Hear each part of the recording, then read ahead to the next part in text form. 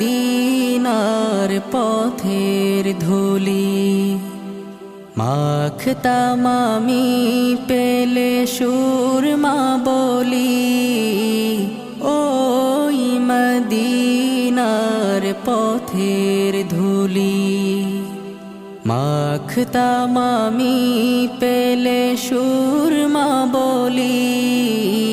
ফিরে পেত এ নয়নে নূরেরি আধার ডেকে নাও রওজা তোমার রাসূলুল্লাহ